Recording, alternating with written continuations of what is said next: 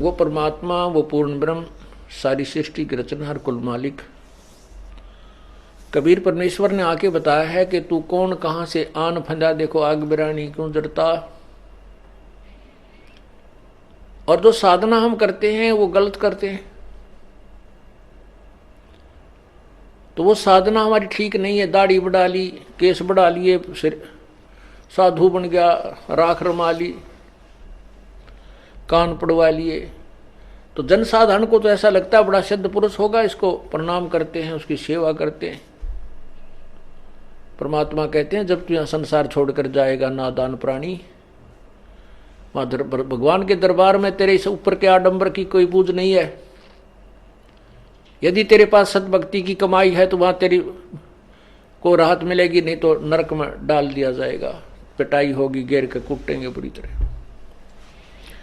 चुंडित मुंडित पकड़ लिए, इनसे जम किंकर ना डरता। चुंडित जो बड़े बड़ी जटा रखते हैं, और मुंडित जो कति मुंड मुंडा के गोटम गोट हो रहे हैं, ऊपर लाल कपड़ा माला तिलक विलक लगा के, इनसे यम के दूत नहीं डरते। इन पाखंडों पर के पाखंड से वो डरते हैं सच्चे नाम की कमाई से। वो तेरे पास है नहीं, तो वहां सच्चे दरबार में तेरी पिटाई होगी।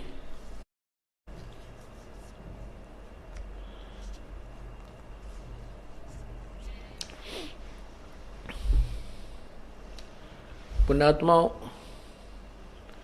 उस परमात्मा की भक्ति के बिना इस जीव का कहीं ठिकाना नहीं है। क्या कहते हैं भगवान, आगे गए ना बावड़े, रहते भी सब जाही, बिन साहिब की बंदगी की ठोड़ ठिकाना नहीं। वह जो पहले चले गए वह तो वापस आए नहीं तुम्हें बताने के लिए, और रहते भी चले जाएंगे, ये सभी जा रहे हैं धीरे धीरे। और बिन साहेब यानी पूर्ण परमात्मा कबीर साहब की सत भक्ति के बिना तेरा कितना ठिकाना ना, कहीं ठोर ठिकाना ना।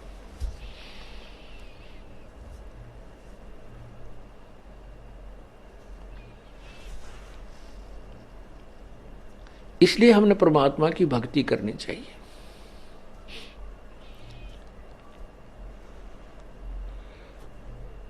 तो क्या बताते हैं परमात्मा, यो सौदा फिर नाही रे संतो, यो सौदा फिर नाही, यो सौदा फिर नाही रे संतो, यो सौदा फिर नाही। परमात्मा बंदी छोड़ हमें यह बताना चाहते हैं कि ये मानव शरीर प्राप्ति और मानव शरीर प्राप्ति के उपरांत फिर परम संत मिलना, ये बार बार संयोग नहीं होता।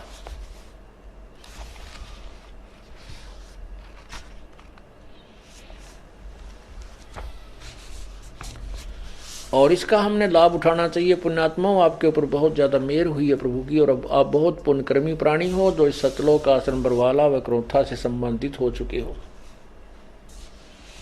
लखबर सूरा जूझ ही लखबर सामत दे, और लखबर यति जहान में तब की तो सतगुरु शरणाले।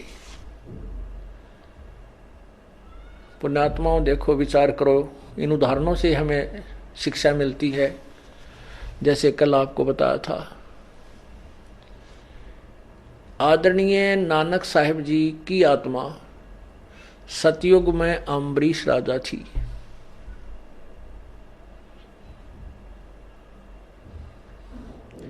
अम्बरीश राजा थे वो, और बहुत ही नेक थे। जनता बड़ी सुखी थी, स्वयं भी धार्मिक थे, जनता को भी अच्छे न्याय दिया करते थे। उसके बाद वो राजा जनक बने, सीता जी के जो सीता जी के पिता कहलाए। उस समय भी वो एक बहुत ही अच्छे प्रसिद्ध संत भी कहलाए। राज करते करते बड़े धार्मिक व्यक्ति थे, संतों को बुलाते थे, उनसे ज्ञान पूछते थे। अष्टावक्र की कहानी आपने सुनी होगी। अब कितनी अच्छी आत्माएं थी। उसके बाद अपने पुण्यों को समाप्त करके वो कितनी अच्छी आत्मा थी, और रास्ते में 12 करोड़ यम वो नरक के अंदर भोग रही, अपने कर्म भोगों को 12 करोड़ आत्माओं को छुड़वा दिया अपने पुण्य दे करके। ये दयालुता की अंत था, हद थी दयालुता की। इतने दयावान थे लेकिन मार खाते रहे। फिर वो आगे क्या बने? नानक जी बने,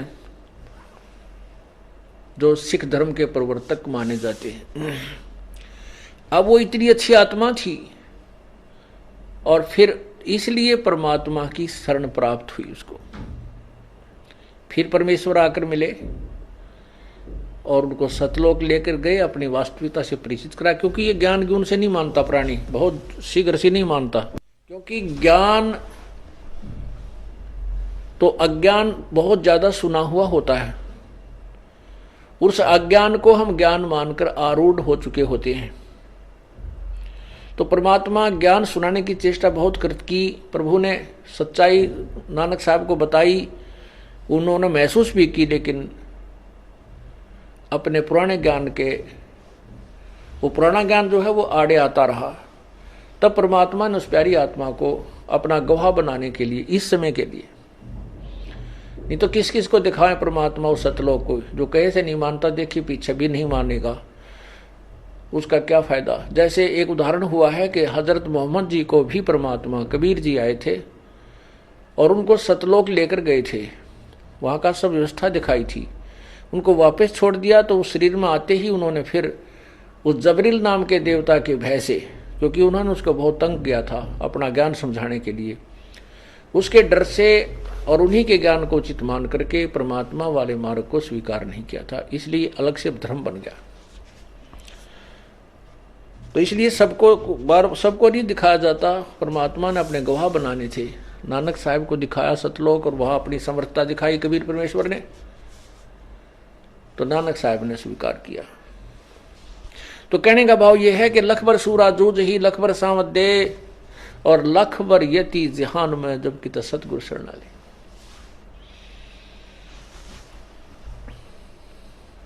जो इतनी पुण्यात्माएं होती हैं पिछले जन्म जन्मांतर की, वो आज परमात्मा के चरणों में आ रही है।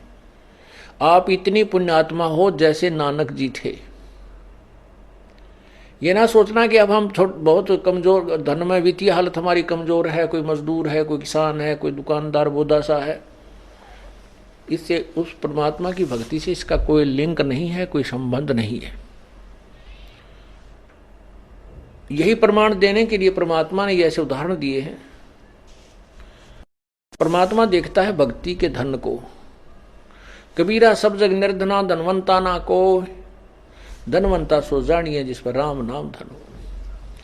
जो अन्य धन है वो पूर्व जन्म के पुण्यों का है, वो पुण्य अपने अपने राजा बनकर या किधर सेठ बनकर, फैक्ट्रियां लगाकर, हेलीकॉप्टर लेकर के वो बर्बाद कर डाली।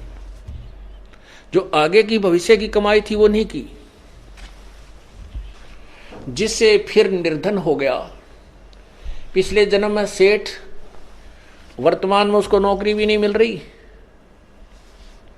या छोटी सी 20-30 रुपए की नौकरी करता है, 100-200 रुपए की, 1000-2000 रुपए की।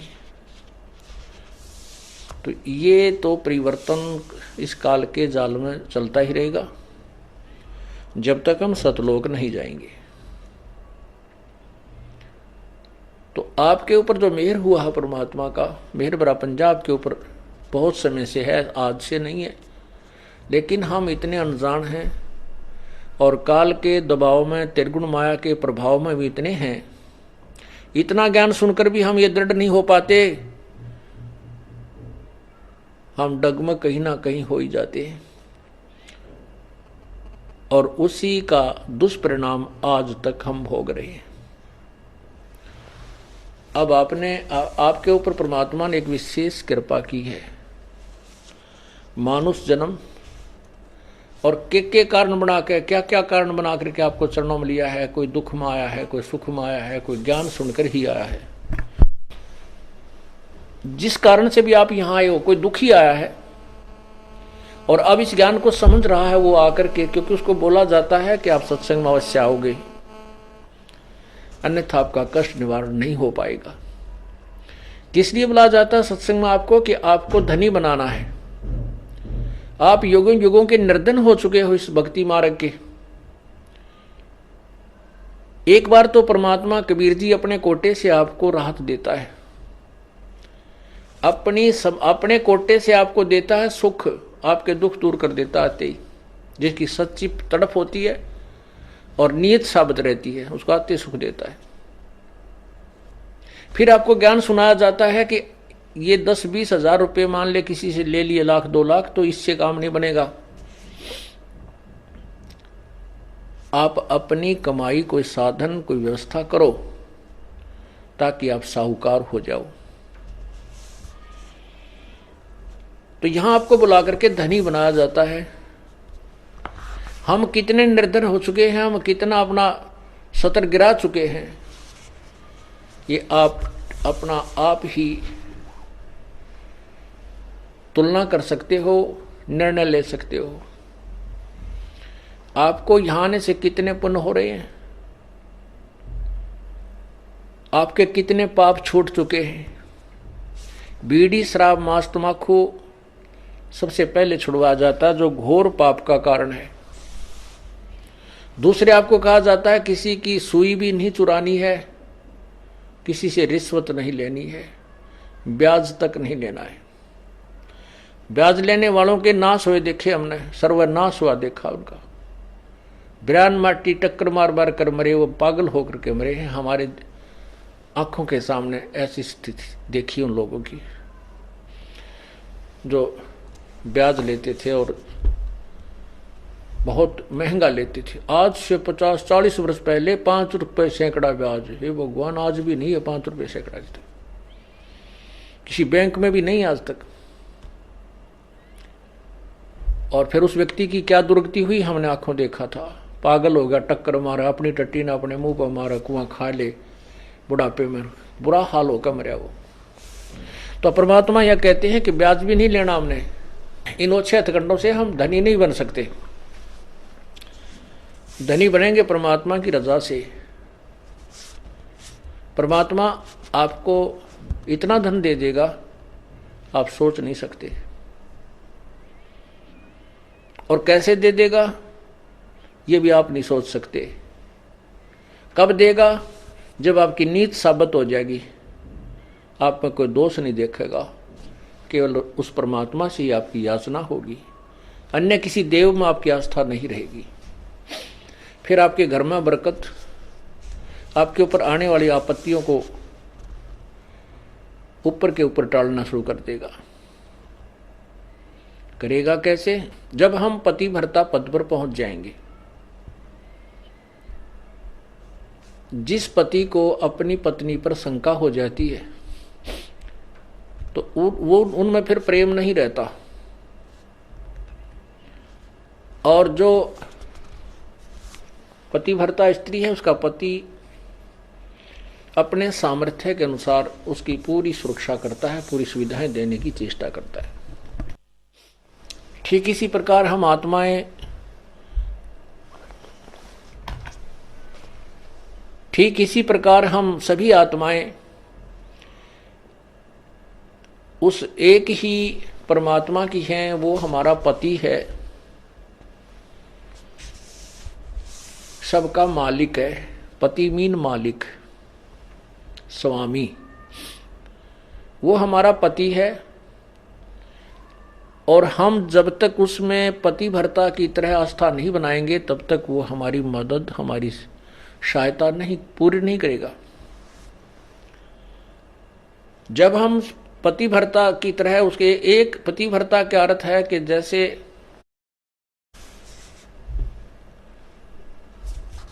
अपने पति के अतिरिक्त किसी भी परपुरुष में आस्था ना हो,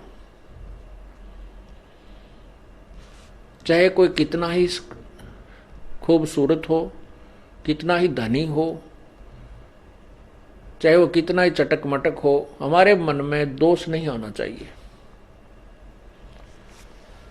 और एक अपने पति पर हमने श्रद्धा रखनी चाहिए, उसमें आस्था रखनी चाहिए। तो हम पतिव्रता। पतिव्रता का अर्थ ये भी नहीं होता कि पति के अतिरिक्त सबका अनादर करे। किसी का अनादर नहीं करना। जैसे जेठ जेठानी घर में होते हैं, जेठ है, जेठानी है, देवर देवरानी है, ननंद है छोटी बड़ी, सास ससुर हैं, इन सबको यथोचित सत्कार देना पतिव्रता का प्रथम कर्तव्य है। लेकिन जो समर्पण अपने पति में होता है वो किसी में नहीं हो सकता, नहीं होना चाहिए। तो हम पतिव्रता हैं। तो उस ऐसे ही जब हम कबीर परमेश्वर के चरणों में आते हैं, हमें ज्ञान होता है, तो हम अपने परमेश्वर के अतिरिक्त किसी के से अपनी मनोकामना पूर्णा की तरफ सपने में भी नहीं सोचेंगे। तो हम पतिव्रता है। ठीक है, हमारे कोई जैसे ब्रह्मा विष्णु महेश देवता ऋषिजन संतजन कोई भी हैं, आदरणीय हैं, लेकिन पूजनीय नहीं है। जैसे पतिव्रता को अपना पति पूज्य होता है, उसी से को समर्पण करती है, तो वो समर्पण वो किसी को नहीं कर सकती, लेकिन आदर सबका करती है, वो आदरणीय है। इस भाव से जब हम प्रभु के चरणों में लगेंगे, तब परमात्मा हमारी सभी मनोकामनाएं पूर्ण करेगा, अन्यथा नहीं करेगा। जैसे परमात्मा क्या बताते हैं, ज्यों पतिव्रता पति से राती, आन पुरुष नहीं भावे, बस पीहर में सुरत प्रीतम में ऐसे ध्यान लगावे। उसके विषय में क्या बताते हैं कि जो जैसे जब पतिव्रता जमी पर और जो जो रख है धर है पाँव, और समर्थ झाड़ू देत है कदे ना काटा लग जावे। परमात्मा आपकी कैसे मदद करेगा कबीर भगवान? जब हम पतिव्रता हो जाएंगे इसके प्रति, किसी भी देवता से, किसी इष्ट से, किसी भी भूत प्रेत से या कोई झाड़े लानियों से हमारी कोई लिंक नहीं रहेगा, बिल्कुल सोचा नहीं सपने में। और फिर इस समर्थ के सहारे हम लगेंगे, तब ये हमें कितने सुख देगा। जब जो पतिव्रता जमी पर जो जो धर है पाँव, समर्थ झाड़ू देत है ना काटा लग जावे। जैसे पतिव्रता स्त्री कहते पानी को चलेगी पानी भरने के लिए, अर्थात अपने जीवन रूपी सफर में वो चलती है आत्मा, जो केवल एक इष्ट पूर्ण परमात्मा कबीर जी पर आश्रित है। उसके जीवन रूपी सफर में, जीवन रूपी रास्ते यात्रा में, यात्रा के मार्ग में वो परमात्मा समर्थ भगवान कबीर परमात्मा ऐसे झाड़ू देता है। झाड़ू मीन हमारे आने वाले जीवन में जो संकट हो, पाप कर्म रूपी कांटों को वो साफ करता रहता है कि कहीं मेरी आत्मा को पीड़ा ना लगे, कोई दुख ना हो जाए। अब आपको थोड़ा सा परमात्मा की महिमा सुनाते हैं, पतिव्रता कैसे होनी चाहिए, अर्थात हम प्रभु पर कैसे आश्रित हों। गरीबी सुकर्मी पतिव्रता सो आन उपावन मूल, एक पुरुष से परस है पतिव्रता समतूल। पतिव्रता का निष्कर्ष बताता हूं। आन उपावन मूल, बिल्कुल भी किसी और की पूजा नहीं करे, वो पतिव्रता आत्मा होती है। एक पुरुष, जैसे इसमें दोनों ही पहलुओं पर विवरण दिया है, जैसे स्त्री अपने ही पति एक ही पुरुष पर आश्रित रहे, ऐसे ही आत्मा एक पुरुष यानी एक परमात्मा पर आश्रित रहे, कबीर भगवान पर। पतिव्रत सुकर्मी सो जानिए, एक पुरुष से रात, निर्दाव निर्भैरता ना दूजे से बात। अपने मनोरथ पूर्णा के लिए वो किसी अन्य पुरुष से बात, किसी अन्य भगवान की इच्छा नहीं करती, वो पतिव्रता होती है। ग्रीवे सवाल सुखन किसकू कहे, पतिव्रता सो नार, हुक्म अदूल न मेट ही, सो पतिव्रता पार। देखो कितनी गहराई से बता रहे हैं, केवल यही एक लक्षण नहीं है पतिव्रता का। क्या बताते हैं कि पतिव्रता तो हो गई, अच्छी बात है, लेकिन पति कहता है वहां नहीं जाना और वो वहां अवश्य जाती है। पति कहता है ये काम नहीं करना और उसको करती है, तो वो भी पूर्ण पतिव्रता नहीं है। इसमें यही समझाना चाहे, जैसे हम संत आपको आदेश देता है गुरुदेव के बेटा चोरी नहीं करना, बीड़ी नहीं पीना, मांस नहीं खाना, सिनेमा नहीं देखना, ब्याज नहीं लेना, और आप वैसे तो कबीर परमात्मा के अतिरिक्त किसी को नहीं मान रहे हो और ये मर्यादा पालन कर नहीं रहे, तो भी आप पार नहीं हो। क्या बताते हैं, सवाल सुखन किसको कहे, पतिव्रता सो नार, हुक्म अदूल न मेट ही, सो पतिव्रता पार। आदेश की उल्लंघना नहीं करती है वो पतिव्रता ही पार होगी, वही आत्मा पार होगी। गुरु वचन निश्चय कर मन, पूरे गुरु की सेवा ठान,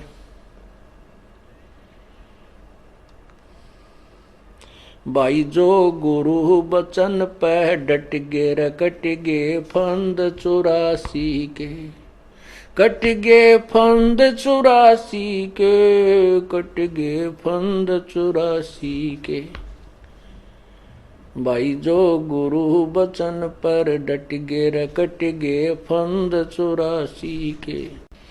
वस्तु मिली ठोड़ की ठोड़ मिट गई, मन पापी की दौड़, वस्तु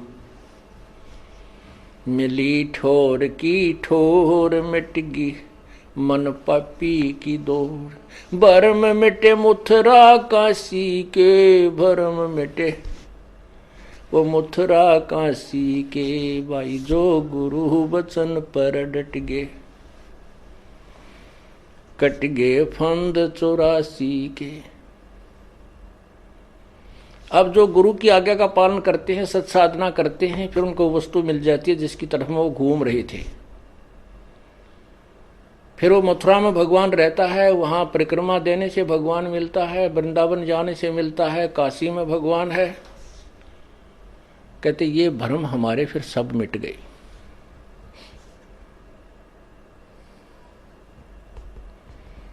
उसी के ऊपर यहां कहा है,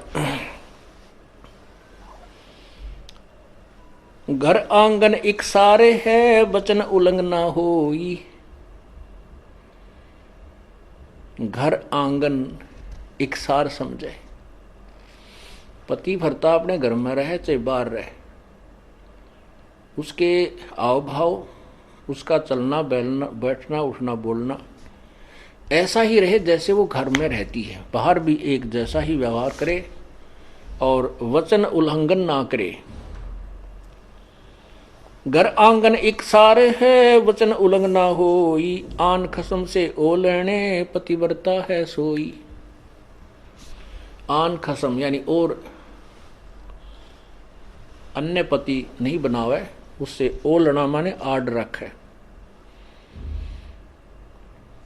पतिव्रता है सोई। आन खसम से हंसत है वह चंडी चोर चुड़ैल, जिनसे क्या घर बासे है, घर में बसे घुड़ैल। अब क्या बताते हैं परमात्मा के, जैसे कोई पतिव्रता स्त्री दूसरे पुरुष के साथ मजाक करती रहती है,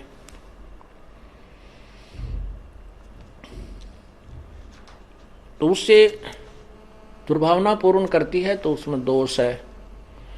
वो कहते हैं वो तो एक भूतनी बस है घर में, और उससे क्या घर, जिनसे क्या घरवास है, घर में बसे गुड़ैल। ऐसे ही ये पतिव्रता यहाँ आत्मा की तरफ ज्यादा संकेत है। परमात्मा कहते हैं कि मुझे ऐसे ही अच्छे नहीं लगोगे यदि तुम ऊपर से तो कबीर साहब करते रहो, अब कबीर पंथी हैं, कबीर साहब के मानने वाले, अंदर से सारे देवताओं की पूजा करते रहते हो। आन खसम से हंसत है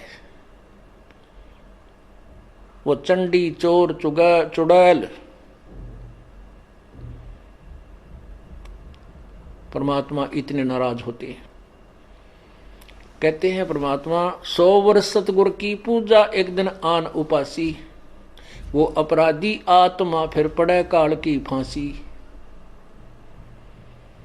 100 वर्ष तो ये साधना करते रहना जो हम आपको बता रहे हैं, और एक दिन अन्य पूजा कर लेना, परमात्मा कहते हैं वो अपराधी आत्मा पड़े काल की फांसी।